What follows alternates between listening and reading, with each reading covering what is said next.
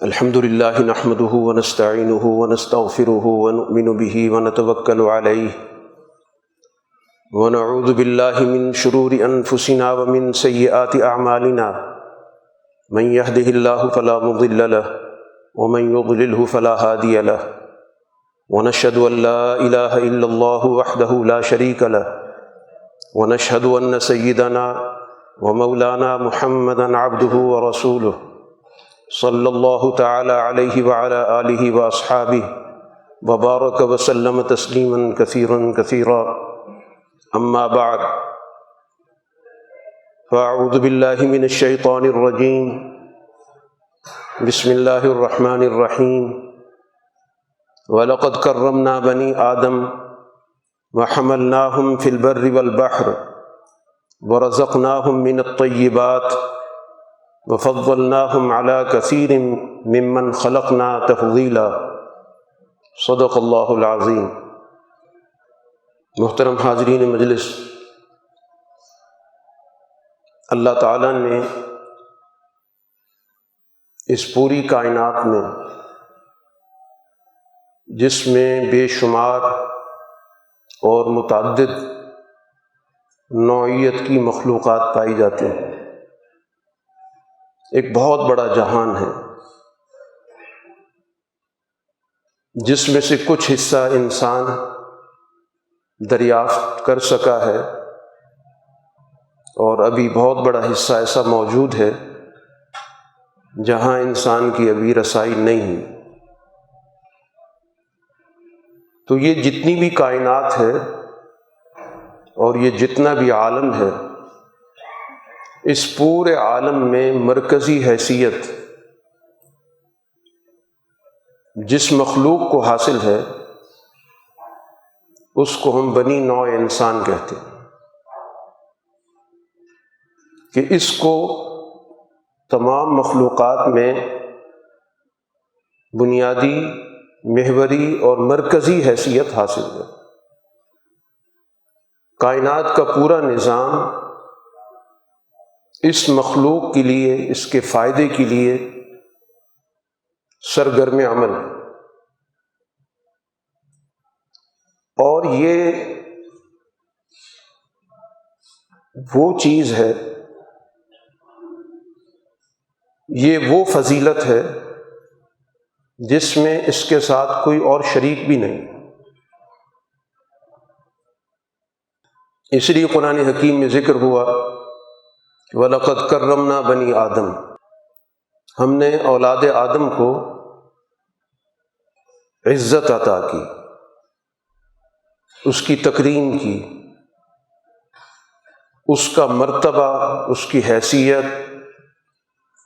ہم نے بہت زیادہ بلند و بالا کی۔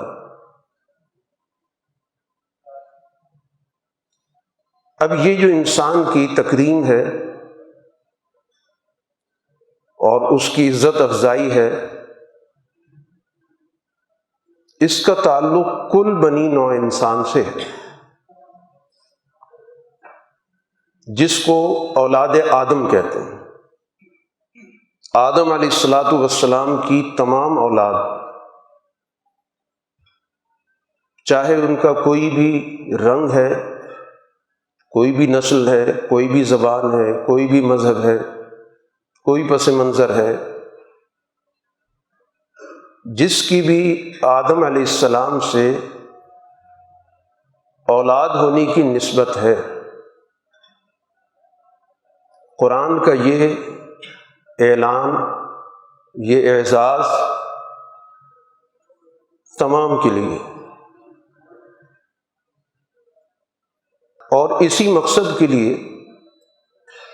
کہ اس کی اس عزت کو کیسے محفوظ رکھا جائے اور ان چیزوں سے کیسے بچایا جائے کہ جس سے اس کی عزت پر حرف آتا ہو، اس کی توہین ہوتی ہو، اس کی بے قدری ہوتی ہو۔ اس مقصد کے لیے دنیا میں انبیاء علیہ الصلاۃ والسلام شریعتیں لے کر آئے۔ تو شریعت کا در حقیقت مقصود ہی یہی ہوتا ہے کہ وہ لائے عمل دیا جائے، وہ نظام دیا جائے کہ جس کے ذریعے لوگوں میں یہ شعور پیدا ہو کہ کون سا طریقہ کار ہوگا جس کو اختیار کر کے وہ اپنی اس حیثیت کو محفوظ رکھ سکیں،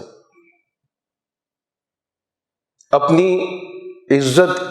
میں آنے والے حرف کو دور رکھ سکیں۔ انبیاء کا مقصد بنیادی طور پر یہی کہ ہر دور میں جب بھی نبی آیا، وحی آئی، کتاب آئی، ان کا مقصد بنیادی طور پر یہی ہوتا ہے کہ اس دور میں انسانیت کی تکریم متاثر ہو رہی ہوتی ہے، انسانوں میں سے کچھ افراد باقی انسانوں کی عزت پامال کر دیتے ہیں، اور اس حد تک گزرے ہو جاتے ہیں کہ ان انسانوں کو جو ان کے مقابلے پر اختیارات میں پیچھے رہ گئے، وسائل میں پیچھے رہ گئے، طاقت میں پیچھے رہ گئے، ان کو ایک چھوٹا سا طبقہ مزید پیچھے کرتا ہے۔ یوں معاشرے کے اندر انسانوں کے ہاتھوں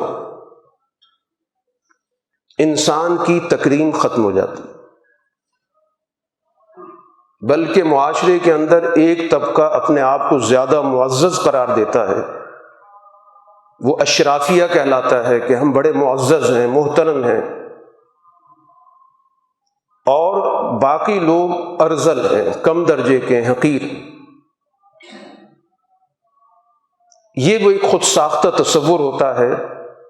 جس کے نتیجے میں معاشرہ اولاد آدم سے تعلق رکھنے کے باوجود بہت سارے گروپس میں، بہت سارے گروہوں میں، بہت سارے فرقوں میں تقسیم ہو جاتا ہے۔ اور وہ جو مقصد ہے اس انسان کا اس دنیا میں تخلیق کا، کہ اس پوری کل کائنات میں ایک مرکزی حیثیت ہو، اس کو اس دنیا میں جتنے بھی موجود وسائل ہیں ان وسائل سے فائدہ اٹھانے کا اس کو پورا استحقاق حاصل ہو، وہ سارا پامال ہو جاتا، جو قرآن نے اسی آیت میں ذکر کیا، وَحَمَلْنَاهُمْ فِي الْبَرِّ وَالْبَحْرِ، کہ ہم نے اس کل انسانیت کے لیے وہ ذرائع مہیا کیے، وہ وسائل پیدا کیے، ان وسائل کا تعلق خشکی سے بھی ہے، زمین سے بھی ہے، اور سمندروں سے بھی ہے، کہ وہ زمین میں اور سمندر میں، خشکی میں، تری میں اسباب و وسائل کو ایک جگہ سے دوسری جگہ منتقل کرتے ہیں، ایک جگہ پر پیدا ہونے والی چیز دوسری جگہ منتقل ہوتی ہے، تاکہ ہر جگہ کے انسان نہ صرف اپنی ضروریات زندگی کو حاصل کر سکیں بلکہ ان کی زندگی کے اندر سہولت پیدا ہو۔ اور جب ان اسباب و وسائل کو کنٹرول کر لیا جائے، ان اسباب و وسائل کو کسی ایک علاقے، کسی ایک خطے کے اندر مرتکز کر دیا جائے، پوری دنیا کے وسائل کو لوٹ کر کسی ایک علاقے میں ان کو استعمال کیا جائے، اور باقی تمام لوگوں کو ان سے فائدہ اٹھانے سے دور کر دیا جائے، محروم کر دیا جائے، تو یہ بھی گویا کہ توہین انسانیت ہے۔ قرآن نے کہا وَرَزَقْنَاهُم مِّنَ الطَّيِّبَاتِ، کہ ہم نے اس انسان کے لیے دنیا کے اندر پاکیزہ چیزوں کا رزق اس کو عطا کیا۔ وہ پاکیزہ چیزیں خوراک کی بھی ہیں، لباس کی بھی ہیں، رہن سہن کی بھی ہیں، روزمرہ زندگی کی بھی ہیں، مادی بھی ہیں، روحانی بھی ہیں، علمی بھی ہیں، یعنی وہ تمام چیزیں جو ایک انسانی زندگی کو بہتر کر سکتی ہیں، اس کی بقا کو اور اس کی ترقی میں اپنا کردار ادا کرتی ہیں، وہ تمام پاکیزہ چیزیں کل انسانیت کے لیے۔ تو بنیادی طور پر انبیاء کا جو مشن ہوتا ہے وہ کل انسانیت کے فائدے کے لیے، ان کو ترقی دینے کے لیے، ان کو معاشرے کے اندر تمام چیزوں سے فائدہ اٹھانے کا نظام مہیا کرنے کے لیے ہوتا ہے۔ اس لیے انبیاء کی سب کی مکمل طور پر اگر تاریخ کا جائزہ لیں، جتنا ہمارے پاس معلوم ڈیٹا ہے، تو اس سے آپ کو پتہ چلے گا کہ ہر دور کے نبی نے جو کردار ادا کیا اس کا خلاصہ یہ نکلتا ہے کہ اس کی ساری جد و جہد انسانوں کو مشکل سے نکالنے کے لیے، ذلت سے نکالنے کے لیے، غلامی سے نکالنے کے لیے، توہین انسانیت کی جتنی بھی شکلیں ان سے نکالنے کے لیے ہوتی۔ اور جن انبیاء کو اس بات کا موقع ملا کہ ان کے پاس اختیارات آئیں تو ان نے ان اختیارات کو کل معاشرے کے حق میں استعمال کیا۔ تو دین کا بنیادی مقصد انسانوں کو اس کے بنیادی شرف سے، عزت سے آگاہ کرنا۔ دین ایک لاہ عمل دیتا ہے جس کی تفصیلات شریعت کی صورت میں بیان کی جاتی ہیں، اور ان تمام تعلیمات کا بنیادی خلاصہ یہی ہوتا ہے کہ یہ تعلیمات کسی مخصوص گروہ کے لیے نہیں ہیں۔ اس میں اگر فرائض ہیں، ذمہ داریاں ہیں تو کل معاشرے کی ہیں، اور حقوق کا ذکر کیا گیا تو کل معاشرے کے لیے۔ یہ فاسد نظام کی علامت ہوتی ہے کہ فرائض کا بوجھ ایک طبقے پر ڈال دیا جائے اور حقوق ایک طبقے کے متعین کر دیے جائے۔ یہ جو ہمارے ہاں زیادہ فرائض پر گفتگو ہوتی ہے، اور گفتگو کرنے والا وہ طبقہ ہوتا ہے جو حقوق کو چھیننے والا ہوتا ہے، جو حقوق کو غصب کرتا ہے، وہ دوسرے لوگوں کو فرائض یاد دلاتا ہے۔ حالانکہ فرائض اور حقوق کا جو آپس میں ربط ہے، تعلق ہے، وہ تمام کے لیے ہے۔ یہ تقسیم جو آج معاشرے کے اندر ہمیں نظر آتی ہے کہ جس کے پاس طاقت ہے، وسائل ہیں، اختیارات ہیں، سارے حقوق اس کے پاس ہیں،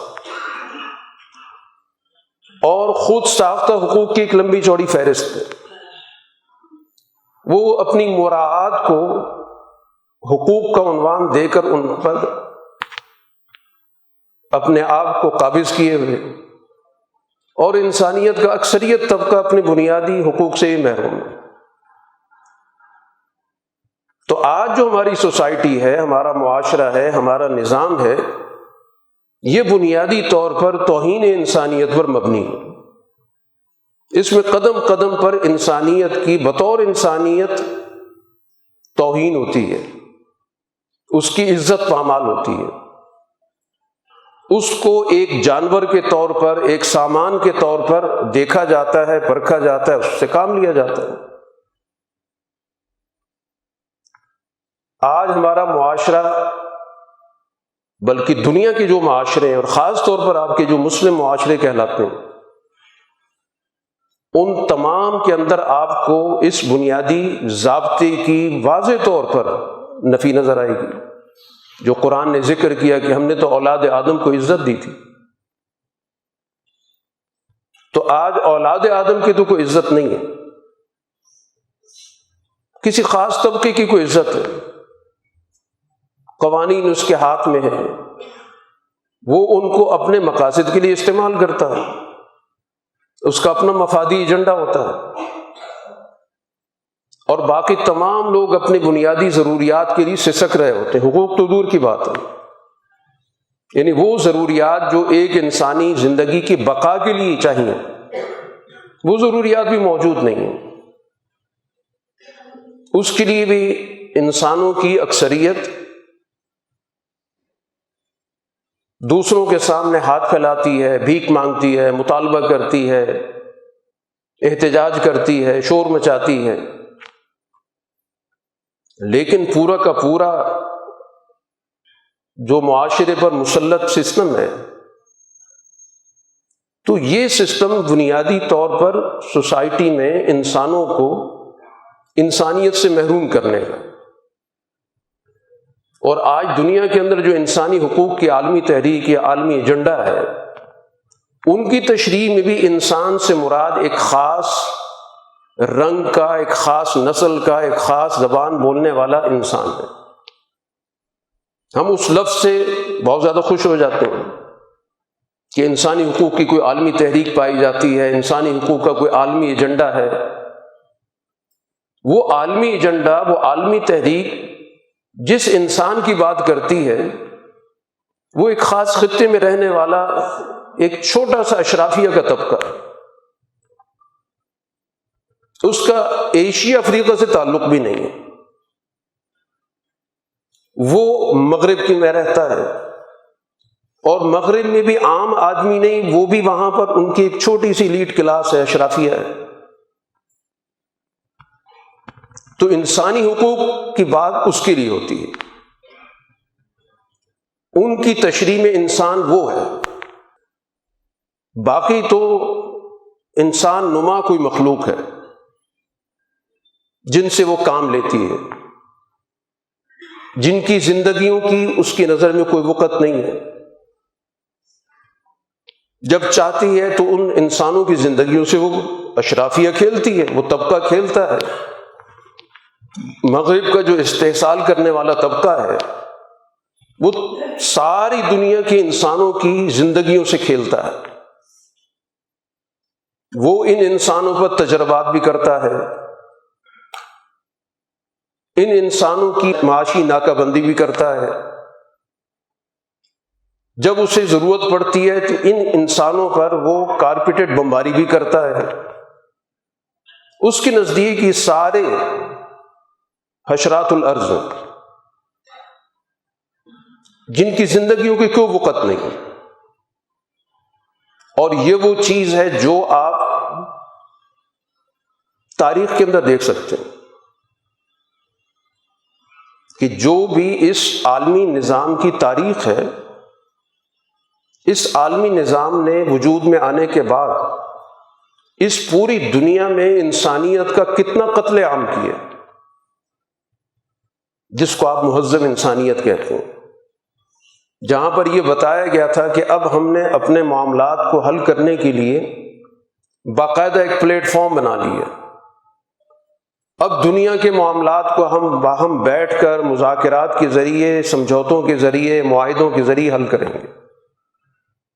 سب سے پہلے تو جو معاہدہ وجود میں آیا وہ عالمی معاہدہ جس کے تحت اقوام متحدہ کام کرتی ہے، تو اس کی تو بنیادی روح ہی اس چیز پر رکھی گئی کہ پوری دنیا کے اندر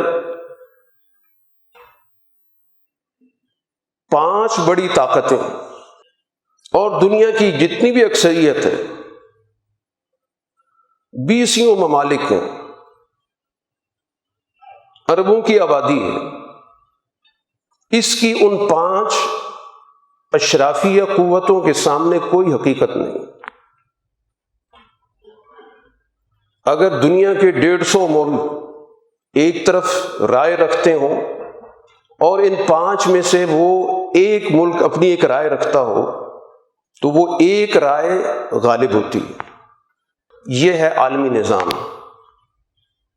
یہ ہے وہ انسانی حقوق کا سب سے بڑا ادارہ جہاں پر قراردادوں کے ذریعے ملکوں پہ قبضے کیے جاتے ہیں، وسائل پر قبضے کیے جاتے ہیں۔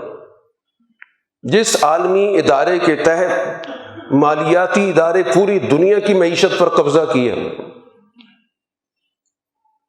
یہ سارا کا سارا نظام توہین انسانیت کا،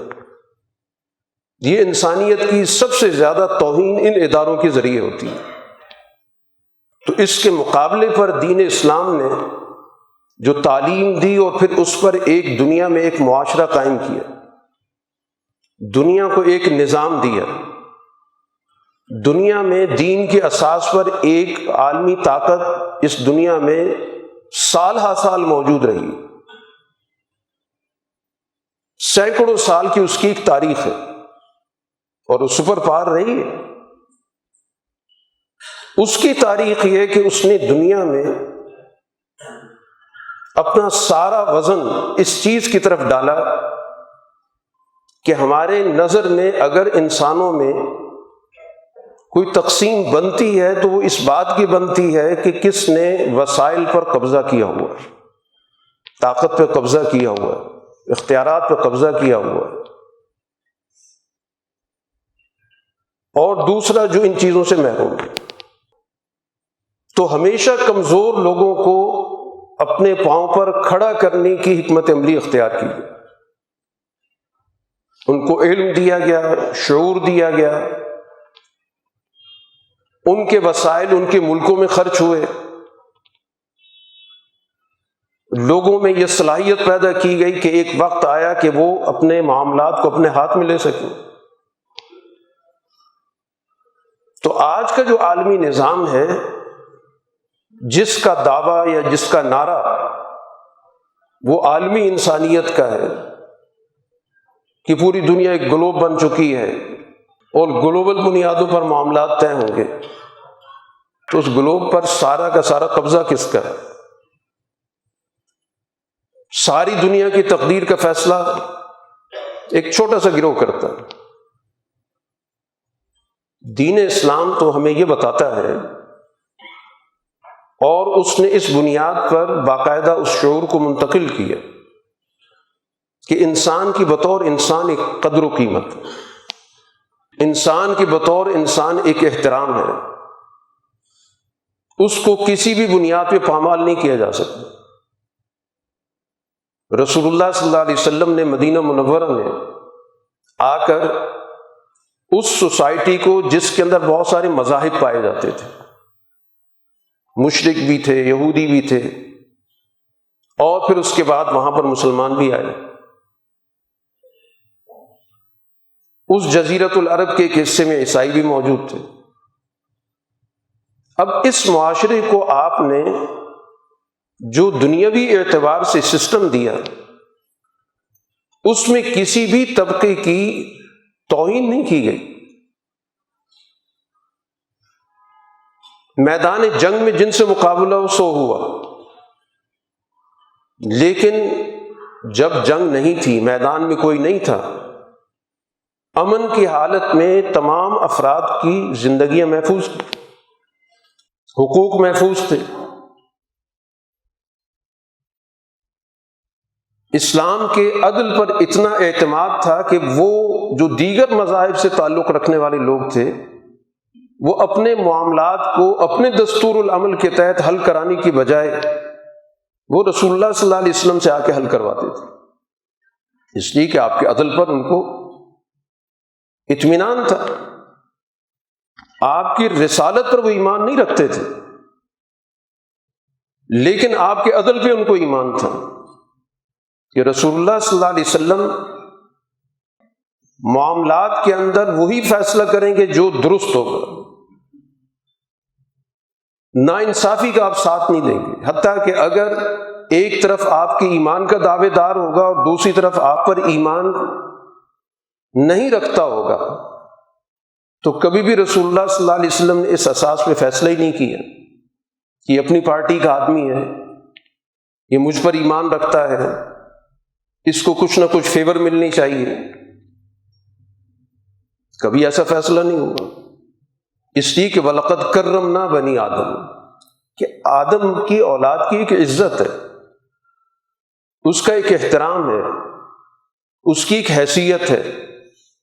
اس کو کسی صورت میں پامال کرنے کی اجازت نہیں ہے، چاہے عقیدہ جو بھی ہے، جو بھی اس کا مذہبی اختلاف ہے، لیکن اس کی آڑ میں کسی کو اس بات کی اجازت نہیں ہوگی کہ اس کے بنیادی انسانی حقوق پامال کرے۔ اس لیے رسول اللہ صلی اللہ علیہ وسلم نے جو سوسائٹی بنائی اس میں یہ واضح کر دیا کہ جو بھی وسائل ہوں گے، انسانی زندگی گزارنے کے وسائل، جن کو آپ معاشی وسائل کہتے ہیں، چاہے وہ زرعی ہیں، صنعتی ہیں، معدنی ہیں، جو بھی وسائل ہیں، یا آج سائنس کی ترقیات کے نتیجے میں نت نئے وسائل پیدا ہو رہے ہیں، یہ سارے کے سارے وسائل یہ کل انسانیت کی امانت ہے، کسی کی اجارہ داری نہیں ہو سکتی۔ یہ اجارہ داری کی جو سوچ ہے، اسی سے سوسائٹی کے اندر تقسیم پیدا ہوتی ہے، اسی سے انسانیت کی توہین کا دروازہ کھلتا ہے۔ انسان کو جو بھی صلاحیتیں دی گئی ہیں، یہ ساری کی ساری صلاحیتیں اس لیے دی گئی ہیں کہ وہ اپنی ذات کے علاوہ باقی افراد کو ان سے مستفید کرے۔ ہر آدمی کے پاس جو بھی مہارت ہے، جو بھی علم ہے، وہ اس کا اجارہ دار نہیں ہے۔ اس کی ذمہ داری بنتی ہے کہ وہ اس کے اندر دوسروں کو شریک کرے۔ آپ دیکھ لیں کہ قرآن و حدیث میں 20 ارشادات ہیں جس میں علم کے چھپانے کی سخت مذمت کی گئی۔ آدمی اگر ویسی سادہ لوحی سے سوچے کہ میرا علم ہے، میں جس کو چاہوں دے دوں، جس کو چاہوں محروم رکھوں، جس کو چاہوں بتا دوں، جس کو چاہوں نہ بتاؤں، میری چیز ہے، لیکن دین کہتا ہے یہ تمہاری چیز نہیں ہے، یہ تمہارے پاس امانت ہے، اس علم کو تمہارے پاس رکنا نہیں چاہیے، اس پر تمہاری اجارہ داری نہیں ہونی چاہیے، اس کو منتقل ہونا چاہیے۔ اس لیے رسول اللہ صلی اللہ علیہ وسلم نے کہا کہ ایک آیت بھی کسی کے علم میں آ جاتی ہے، دوسروں تک منتقل کرے۔ اس کے علم میں چھوٹی سی چھوٹی بات آ جاتی ہے، دوسروں کو بتا دے، یہ اس کے پاس امانت ہے۔ تو انسان کے پاس موجود جو بھی چیز ہے، اس کے پاس علم ہے، مہارت ہے، وسائل ہے، اختیار ہے، جو کچھ بھی ہے، اس پر اس کا حق اس حد تک ہے کہ اس سے فائدہ اٹھائے، لیکن اس کو استحصال کا ذریعہ بنائے، اس کی اساس پر وہ دوسروں پر اپنی برتری جمائے کہ میرا علم ہے لہٰذا میں اس سے زیادہ سے زیادہ لوگوں کو بے وقوف بناؤں، ان پر اپنا علمی روب اور دبدبہ جماؤں، اور اس طرح ان کے ذہنوں کو معاف کر کر اپنے لیے استعمال کروں، یا میرے پاس اختیارات ہیں، میں ان کو استعمال کر کے لوگوں کو اپنا باج گزار بناؤں، اپنا ماتحت بناؤں، یا میرے پاس وسائل زندگی، میں ان وسائل کو روک کر دوسروں کی احتیاج سے فائدہ اٹھاؤں، ان کی رائے کی قیمت لگاؤں، ان کی عزت نفس پامال کروں۔ یہ ساری چیزیں وہ ہیں جن کی دین نے جگہ جگہ ممانعت کی حرام قرار دے دی۔ تو اجارہ داری کی جو بھی سوچ ہوگی کسی بھی شعبے کے اندر، دین نے اس کی سختی سے نفی کی ہے۔ دین تو یہ کہتا ہے جو کچھ اس دنیا کے اندر موجود ہے، مادی شکل میں یا غیر مادی شکل میں، یہ کل انسانیت کا ورثہ ہے، تمام انسانیت اس سے استفادے کا، فائدہ اٹھانے کا حق رکھتی ہے، اور اس حق کو جو بھی روکے گا، جو سسٹم روکے گا، جو نظام روکے گا، وہ ظلم کا نظام ہوگا۔ کسی بھی نظام کو پرکھنے کی بڑی آسان سی صورت ہے کہ وہاں پر یہ دیکھا جائے کہ کیا اس سسٹم کے تحت علم و ہنر کو اجارہ داری حاصل ہے،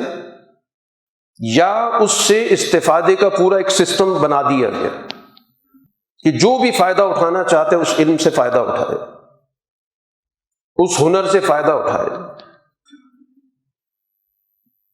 اس سوسائٹی کے اندر کیا اختیارات کی مرکزیت ایک گروہ کے پاس ہے یا ان اختیارات میں لوگوں کو شریک کیا گیا؟ اس معاشرے کے اندر وسائل زندگی کیا ایک مخصوص طبقے کے پاس ہیں یا پوری سوسائٹی ان وسائل سے فائدہ اٹھانے کا ایک سسٹم رکھتی ہے؟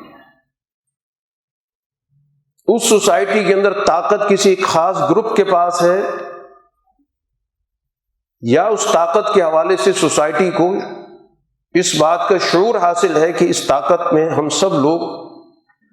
ایک برابر کا استحقاق رکھتے ہیں؟ تو وہیں سے پتہ چل جائے گا کہ سسٹم کہاں پہ کھڑا ہے، معاشرہ کہاں پہ کھڑا ہے۔ تو ہمارے ملک کا یہ نظام ہو یا عالمی نظام ہو،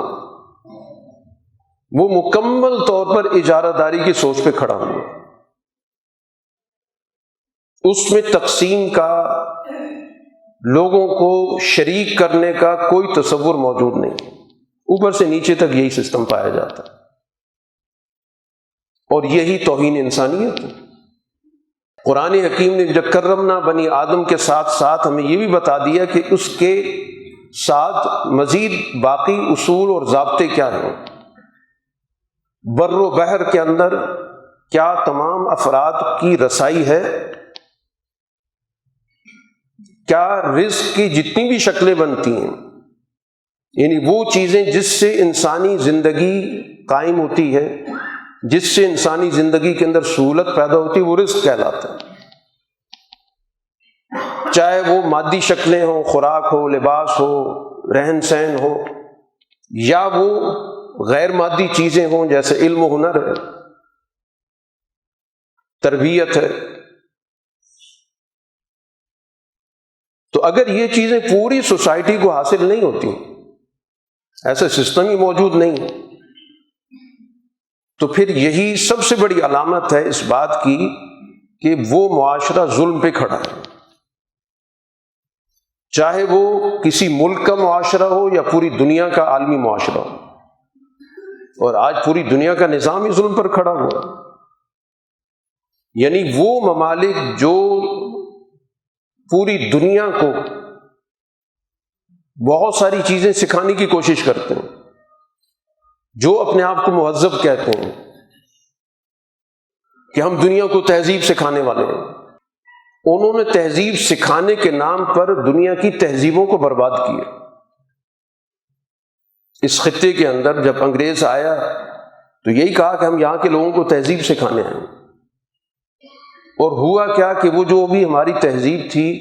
ہمارے اخلاق تھے، وہ سارے کے سارے برباد ہو گئے۔ آج جس بد اخلاقی کے دور سے ہم گزر رہے ہیں، اس بد اخلاقی کی اگر تاریخ پڑھی جائے کہ یہ کہاں سے شروع ہوئی،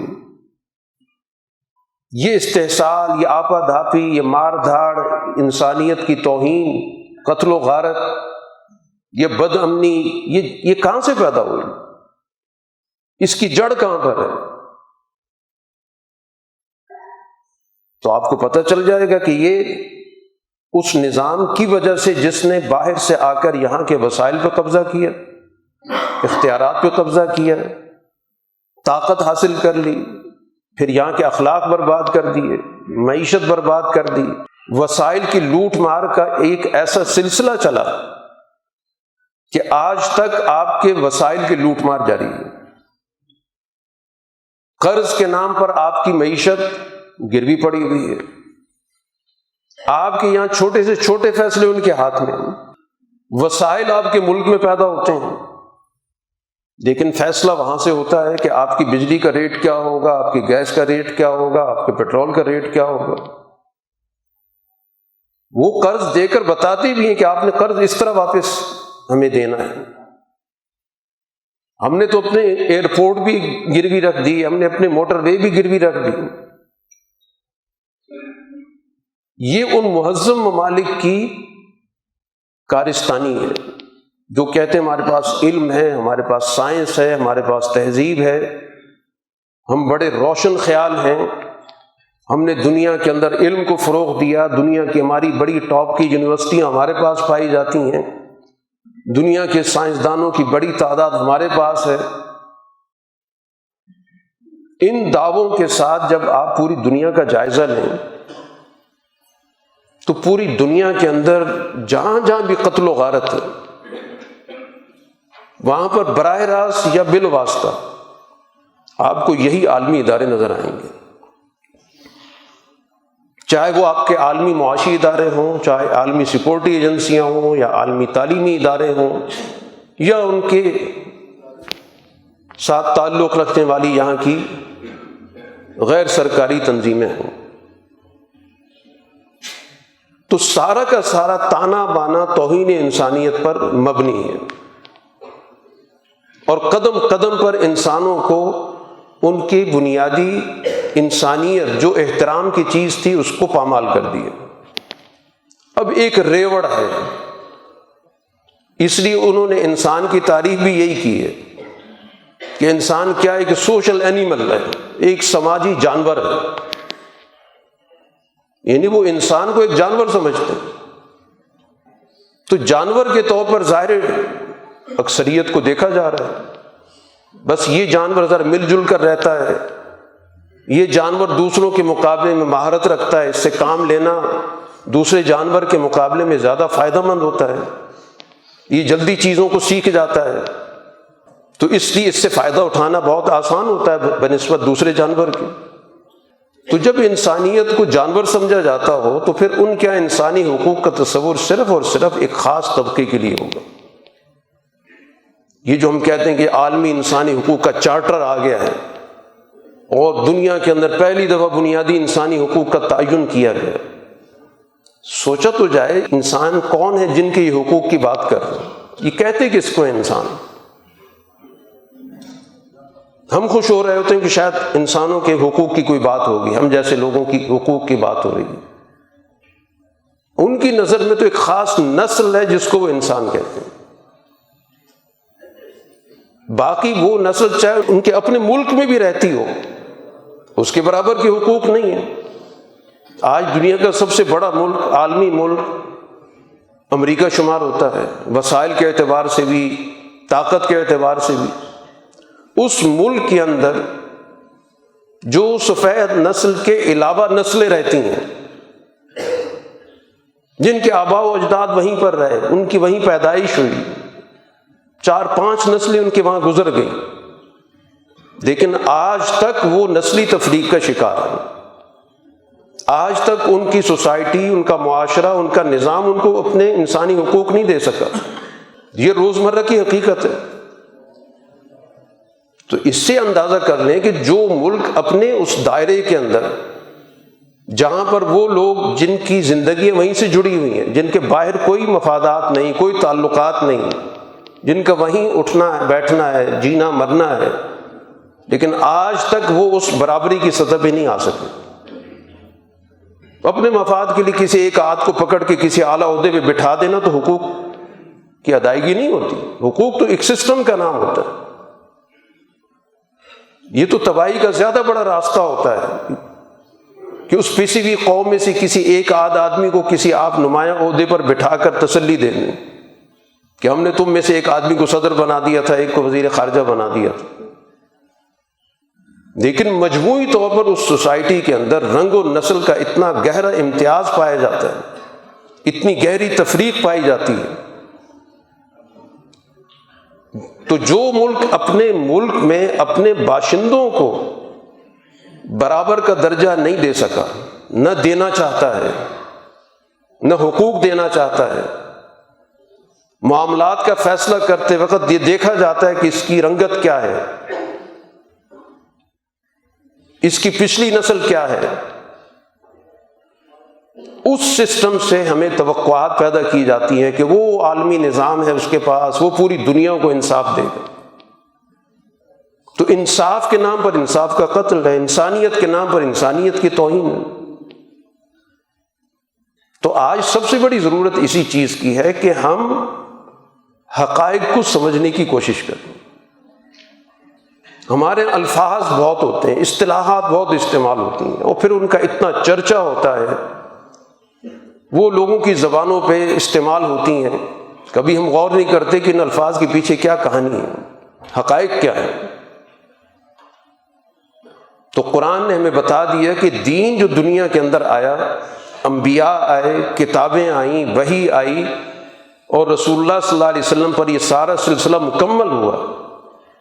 در حقیقت اس کا سب سے بڑا ایجنڈا یہی تھا کہ انسانوں کو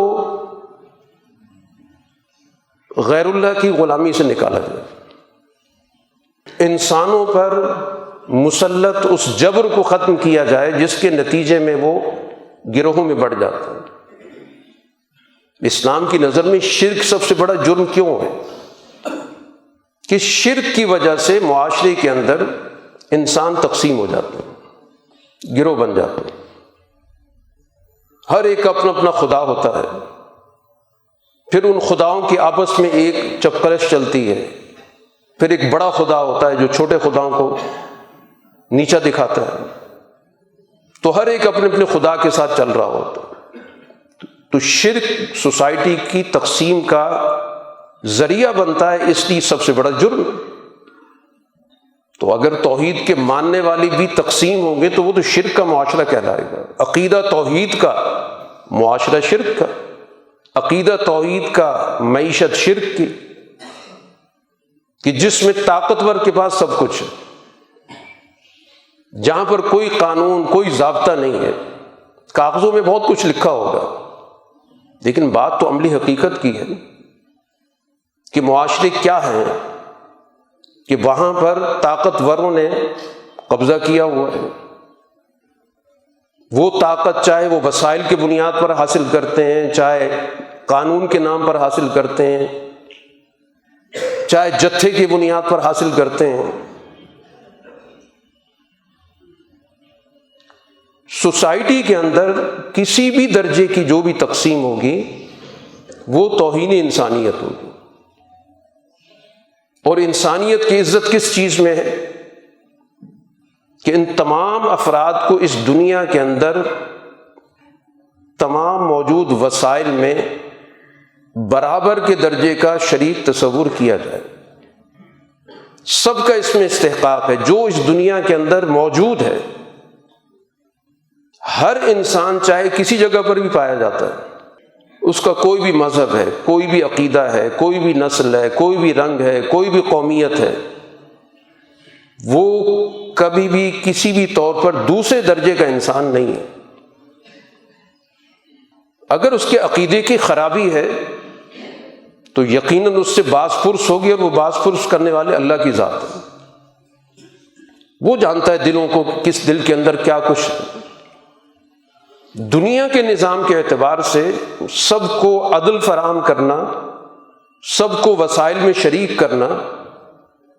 سب کے حقوق کی پاسداری کرنا، سب کو علم دینا، یہ تو دین کے بنیادی تقاضوں میں شامل ہے۔ اس لیے رسول اللہ صلی اللہ علیہ وسلم نے عملاً وہ نظام قائم کر کے بتایا کہ کس طرح انسانیت کا احترام ہوتا ہے۔ حالانکہ حضور صلی اللہ علیہ وسلم کے دور میں جب یہودیوں نے معاہدے توڑے تو ایک لحاظ سے حالت جنگ تھی کہ ان لوگوں نے حضور صلی اللہ علیہ وسلم سے کیے گئے میثاق کو توڑا، آپ کے قتل کی سازشیں کی۔ حضور صلی اللہ علیہ وسلم اور آپ پر ایمان لانے والوں کے لیے انہوں نے قدم قدم پر مسائل کھڑے کیے، سازشیں کی، ایک پوری تاریخ ہے۔ لیکن ان تمام چیزوں کے باوجود بطور انسان کے جو ان کا حق بنتا تھا، جو ان کی عزت بنتی تھی، اس میں کبھی کمی نہیں آنے دی۔ حدیث پاک میں آتا ہے کہ رسول اللہ صلی اللہ علیہ وسلم اپنے صحابہ کے ساتھ بیٹھے ہوئے تھے، تو آپ نے دیکھا کہ جنازہ آ رہا ہے، تو آپ کھڑے ہو گئے۔ تو کسی صحابی نے توجہ دلائی کہ اللہ کے رسول یہ تو یہودی کا جنازہ ہے، تو آپ نے کہا کیا انسان نہیں ہے؟ گویا یہ بات بتا دی کہ بطور انسان کے جو اس کا ایک احترام بنتا ہے، اس کو تو ہم نے پاس رکھنا ہے، اس کا خیال رکھنا ہے۔ عقیدے کا جو مسئلہ ہے وہ ایک علیحدہ موضوع ہے، لیکن اس بنیاد پر ہم اس کی توہین شروع کر دیں کہ چونکہ یہودی ہے اس لیے کچھ نہ کچھ زبان سے کہہ دیا جائے، اپنے عمل سے اس کا اظہار کر دیا جائے۔ آپ نے نہیں کیا، کہ ایک انسان کا جنازہ ہے، بہرحال اس کا ایک اکرام بنتا ہے، ایک احترام بنتا ہے، آپ اس کے لیے کھڑے ہو گئے۔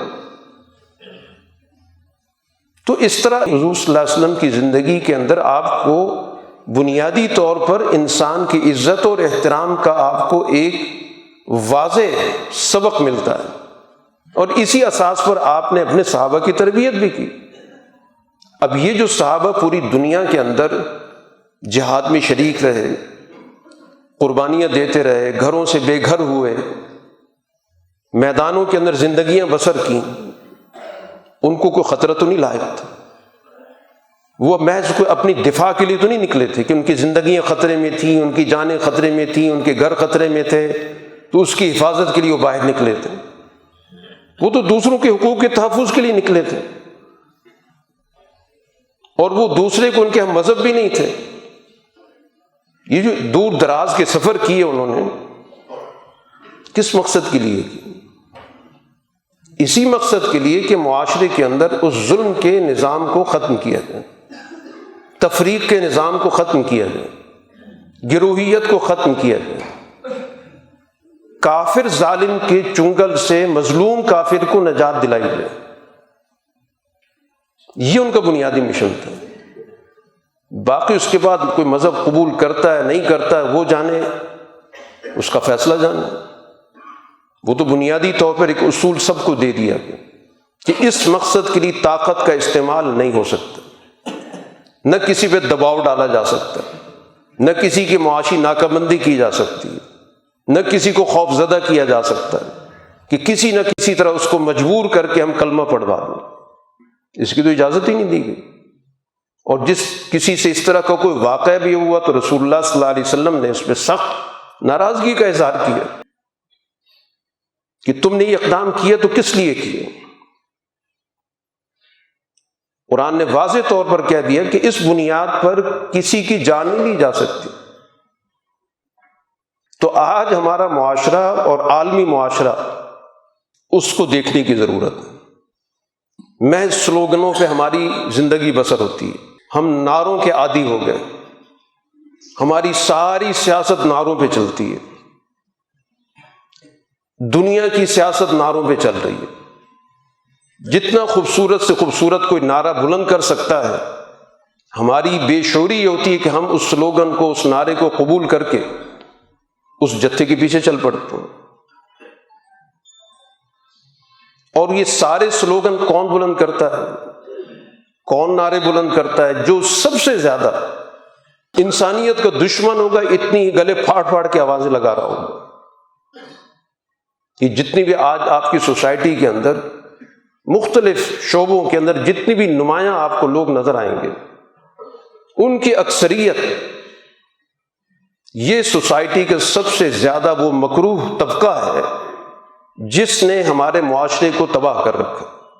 چاہے وہ آپ کی میڈیا میں ہو، آپ کی سیاست میں ہو، آپ کی معیشت میں ہو، آپ کی حکومت میں ہو، آپ کی تعلیم میں ہو، کسی بھی شعبے کے اندر جو آپ کی لیڈرشپ ہے، یہ ساری کی ساری بنیادی طور پر انسانیت کی توہین کی مجرم ہے۔ تو آج ہمیں اس تکریم انسانیت کے دین کے اس پیغام کو سمجھنے کی ضرورت ہے کہ قرآن کہتا ہے کرمنا بنی آدم، کہ ہم نے تو اولاد آدم کو عزت دی، وہ عزت ہے کدھر؟ مسلم اکثریت کا ملک ہے، یہاں قدم قدم پہ انسان کی بے عزتی ہو رہی ہے، ہر شعبے کے اندر ہو رہی ہے، ہر صاحب اختیار کے ہاتھ سے ہو رہی ہے، جس کے پاس بھی اختیار ہے، چھوٹے درجے کا، درمیانے درجے کا، بڑے درجے کا، پوری کی پوری ایک چین، وہ اپنے اختیارات کو استعمال کرتا ہے دوسروں کی توہین کے لیے، حقوق پامال کرنے کے لیے، تاکہ پتہ چلے کہ ہم صاحب اختیار ہیں، ہمارے پاس یہ اختیار ہے کہ ہم کسی کی توہین کر سکتے ہیں، اس کو نچلا دکھا سکتے ہیں، اس کو محروم کر سکتے ہیں، اس کو اپنے سامنے اس کی ناک رگڑوا سکتے ہیں۔ جب سوسائٹی ساری کی ساری اس اصول پر چل رہی ہے کہ اختیار اس لیے لیا جاتا ہے، اس لیے حاصل کیا جاتا ہے، یا اس کی دوڑ اس لیے ہوتی ہے، یا اس کے حصول کے لیے ہم پاگل ہوئے پھرتے ہیں، کہ تاکہ ہمیں موقع ملے کہ ہم جن سے ہم نے آج تک نعرے لگوائے، جن کو پیچھے لگائے رکھا، جن کو الو بنائے رکھا، جن کو ہم نے احمق بنایا، جن کی ہم نے عقلیں معاف کی، انہی پر مسلط ہو کر انہی کو ہم تختہ مشق بنائیں۔ جو قرآن نے کہا تھا فاستخف قومہ فاطاعوہ، فرعون نے اپنے قوم کی عقل معاف کر دی۔ سمجھدار آدمی بھی اس طرح کے نعروں کو قبول کر لیتا ہے۔ یہ جمہوریت کی بات ہو رہی ہے، انسانیت کی بات ہو رہی ہے، رائے کی آزادی کی بات ہو رہی ہے، یعنی جو سب سے زیادہ اپنے حلقوں کے اندر رائے کی آزادی کے مخالف ہیں، وہ پوری قوم کو رائے کی آزادی دلوانا چاہتے ہیں۔ جو سب سے زیادہ اپنے دائرے کے اندر وسائل پر قابض ہیں، وہ پاکستان کے اندر، دنیا کے اندر انسانی حقوق کا علم اٹھائے ہوئے۔ یہی سوچنے کی چیز ہے کہ توہین انسانیت کی ساری شکلیں، انسانوں کو احمق بنا دینا، بے شعور بنا دینا، ان کو اپنے مفاد کی سواری بنا دینا، اس سے بڑھ کر انسانی کی توہین کیا ہوگی؟ دین کے جو بنیادی مقاصد ہیں، جن کے لیے دین کا سارا اسٹرکچر کھڑا ہوا ہے، ان میں سے ایک بڑا بنیادی مقصد وہ انسانی عزت کی حفاظت، جیسے انسانی زندگی کی حفاظت ہے، انسانی مال کی ملکیت کی حفاظت ہے، انسانی عزت کی بھی حفاظت۔ اسی پر تو اس انسان کو اس دنیا کے اندر اللہ نے باقی مخلوق پر فوقیت دی، اسی بنیاد پہ تو اس کو اللہ تعالیٰ نے اپنی نمائندگی دی، خلافت دی، اسی بنیاد پر تو ملائکہ سے اس کو سجدہ کرایا گیا۔ تو ساری کائنات کی مخلوق سے اس کی عزت کرائی گئی، اور یہاں پر انہی انسانوں میں سے کچھ شیاطین پیدا ہو گئے۔ اب یہ شیاطین انسانی شکل کے ہیں، لیکن یہ باقی ساری انسانی مخلوق کی سب سے زیادہ توہین کرتے ہیں۔ تو آج آپ کی سوسائٹی کے اندر تکریم انسانیت نام کی کوئی چیز نہیں۔ تکریم کس چیز کی ہے؟ سرمایہ کی ہے، اختیارات کی ہے، طاقت کی ہے، کہ جس کے پاس طاقت ہوگی اس کی عزت ہوگی، جس کے پاس اختیارات ہوں گے اس کی عزت ہوگی، جس کے پاس وسائل ہوں گے اس کی عزت ہوگی، جو سب سے زیادہ بد اخلاق ہوگا اس کی عزت ہوگی۔ انسانیت کی عزت تو ختم ہوگی۔ اس بنیاد پر دیکھا جاتا ہے یہ آدمی کس قسم کا ہے۔ ہم ایک آدمی کا پہلے اندازہ لگاتے ہیں اور اس کے بعد پھر اس کے مطابق اس کے ساتھ معاملہ طے کرتے ہیں۔ اس بنیاد پر یہ ایک انسان ہے، اس کی ایک عزت ہے، اس کا ایک احترام ہے، نہیں یہ دیکھا جاتا ہے کہ یہ انسان کس قسم کا ہے، اس سے ہمیں فائدہ پہنچ سکتا ہے تو اس کی عزت کی جائے، یا اس سے ہمیں نقصان پہنچ سکتا ہے تو اس کی عزت کی جائے۔ بطور انسان کی عزت و احترام آج معاشرے میں ختم ہے۔ تو یہی سب سے بڑی ہمارے اس سسٹم کی خرابی ہے، اور یہ ہمارا اس عالمی نظام سے جڑا ہوا ہے، کیونکہ عالمی نظام کی اساس بھی یہی ہے کہ اس عالمی نظام میں چھوٹی قوموں کی کوئی حقیقت ہی نہیں، کوئی حیثیت ہی نہیں۔ جیسے ابھی عرض کیا کہ دنیا کی 5 ویٹو پاور ہیں، ان میں سے ایک طاقت بھی ویٹو کر دیتی ہے تو ساری دنیا ایک طرف کھڑی ہو جائے۔ وہ کہاں جمہوریت ہے؟ جس جمہوریت کے لیے ملکوں کو تباہ کیا جاتا ہے، وہ عالمی نظام میں آج تک جمہوریت نام کی کوئی چیز نہیں پیدا کر سکے، اس کا ناٹک بھی نہیں کر سکے۔ باقی جگہوں پہ تو ناٹک چلا رکھا ہے، انہوں نے تو بالکل کھلی دھاندلی جس کو کہا جاتا ہے، آنکھوں میں دھول جھونکی جاتی ہے، اور اس کے باوجود سمجھا یہ جاتا ہے کہ یہ ایک عالمی نظام ہے، اس کا ایک چارٹر ہے، اس نے انسانی حقوق کا ایک نظام قائم کر دیا ہے، اور جتنی بھی عالمی نظام سے جڑے ہوئے ادارے ہیں وہ سارے کے سارے آپ کے استحصال کے، چاہے وہ آپ کی معیشت میں ہوں، چاہے آپ کی صحت میں ہوں، چاہے آپ کی تعلیم کے اندر ہو، چاہے آپ کی سیاحت کے اندر ہو، چاہے ماحولیات کے اندر ہو، جتنا بھی سسٹم بنا ہوا ہے اس کی بنیادی اساس ہی یہی ہے کہ طاقتور کی حکمرانی ہو۔ تو یہ طاقتور کی حکمرانی کا فلسفہ جو پوری دنیا پر مسلط ہے، اسی کے ہی کارندے مختلف چھوٹے چھوٹے ملکوں کے اندر پائے جاتے ہیں. انہوں نے اپنے اپنے علاقوں کے لوگوں کو قبضہ کیا ہوا اور پھر وہ اس عالمی نظام سے اپنے مفادات حاصل کرتے ہیں. تو ان چھوٹے ملکوں کی جو قیادتیں ہیں جو سیاست کے اندر موجود ہیں، یہ سارے کے سارے مڈل مین کا کردار ادا کرتے ہیں. یہ درمیان میں واسطہ بنتے ہیں کہ کس طرح ہم اپنے ملکوں پر ان عالمی بھیڑیوں کے نظام کو مسلط رکھیں گے،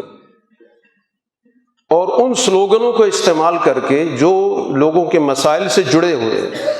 وہ اس نظام کو مضبوط کرتے رہتے ہیں.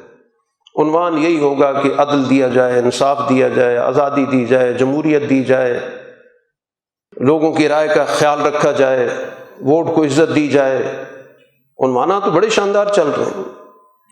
تمام انہی چیزوں کو سب سے زیادہ یہی پامال کرنے والے ہیں. سب سے زیادہ رائے کی آزادی کو تباہ کرنے والے، ان کے ذہن